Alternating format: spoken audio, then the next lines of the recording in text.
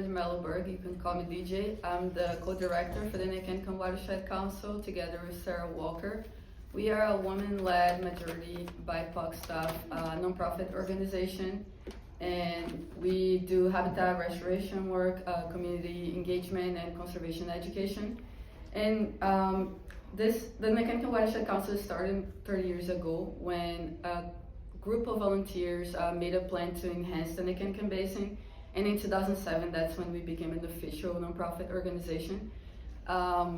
Just a couple of facts about the Necanicum Basin. It has 56,000 acres of drainage into the Pacific Ocean, and it's the home of a big amount of fish, for example, like coho, salmons, cutthroat, steelhead, and all our programs are made to enhance that area. And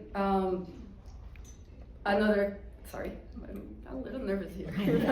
A couple of numbers about the Necanicum Basin. Most of it is private land, 97% of it's private land, and from that, 80% is forest lands, 14% is urban areas, and 6% ag. And as a watershed council, we don't own land, but we work together with private landowners to do our habitat restoration work, and also with our core partners that we have memorandum of agreements to work together, like the Chinook Indian Nation. We share a tribal lands and water steward that helps us inform our restoration projects, and we also have an agreement with Consejo Hispano, and we have a bilingual full-time community educator that helps us engage with the Latinx and Hispanic communities here that are underrepresented in the ecological world, and we work together to make our programs more accessible for the Spanish-speaking communities.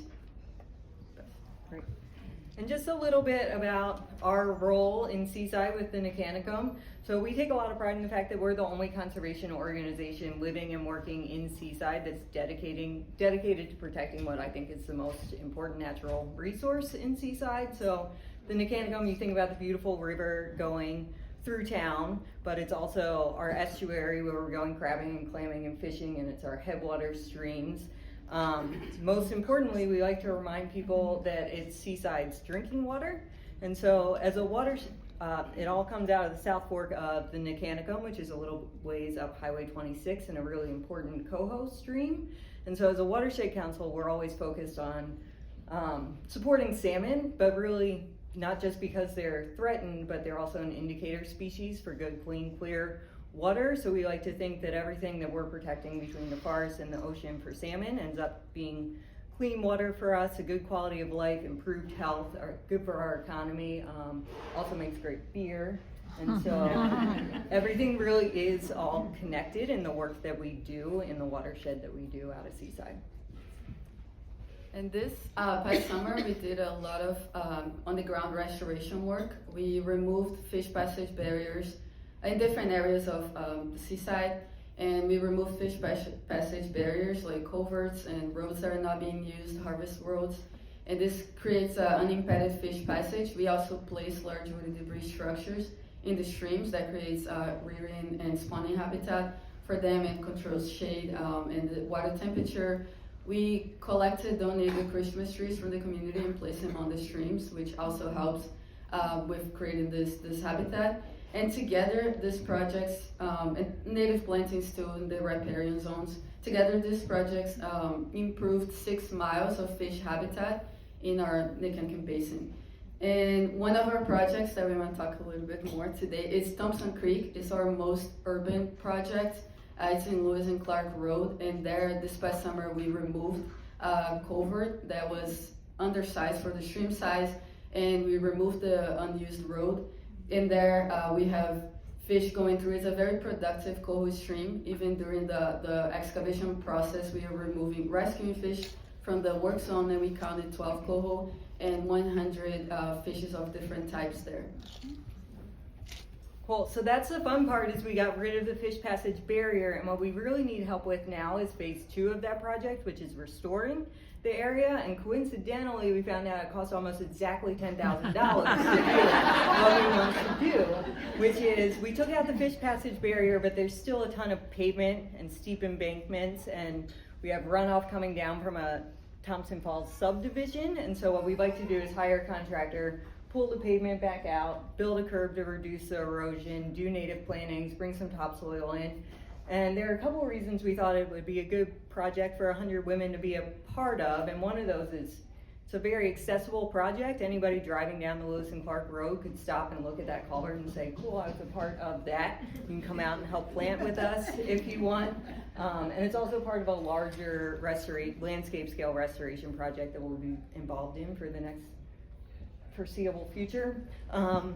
And yeah, so we'd really appreciate if you would consider being a part of that project with us, but no matter what, we really appreciate the opportunity to share more about our work. Questions?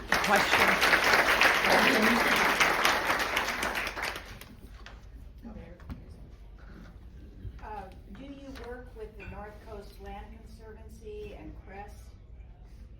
Yes, this Thompson Creek project is in partnership with NCLC, and we have a couple other projects. In the history of our organization, we have worked together too.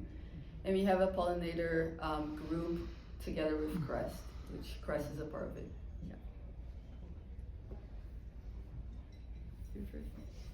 The water source for Seaside, do you have a memorandum of understanding with Seaside Public Works and how that impacts from that watershed?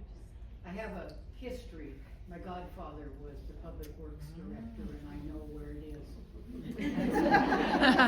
I'd say we have a great working relationship with the City of Seaside and the Public Works Directors now. An MOU is a fantastic idea. I think we're even still talking about getting water monitoring gauges because, as you can imagine, in August, that stream is sometimes very low once we have peak summer. I saw someone. There used to be like Trout Unlimited and groups that would do the benching and feeding of the creeks with your old Christmas trees and that kind of thing. Yeah. Are you still working with them and doing things, or are they disbanded? I think they're very active in the Nehalem basin and maybe less active Yeah. here. Is that possible? Yeah, I think so. At least from the past, I think 14 years, we've been doing together, like the Necanicum doing it, leading alone the work. Now with Trout Unlimited, that I know. They're busy building a salmon super highway, which is pretty cool in the lower basin. Mm-hmm. And what are your primary sources of funding? Yeah, I think OWAB is the Oregon Watershed Enhancement Board. They comes from the lottery. Pretty much 50% of the money goes to OWAB, and then we apply grants to get fundings from them. And also the salmon license plate last year was the first time. Yeah, the first time we got the salmon license plate. So if you have that, it also goes to the school funding, and one of our projects was funded by that, and donations. So.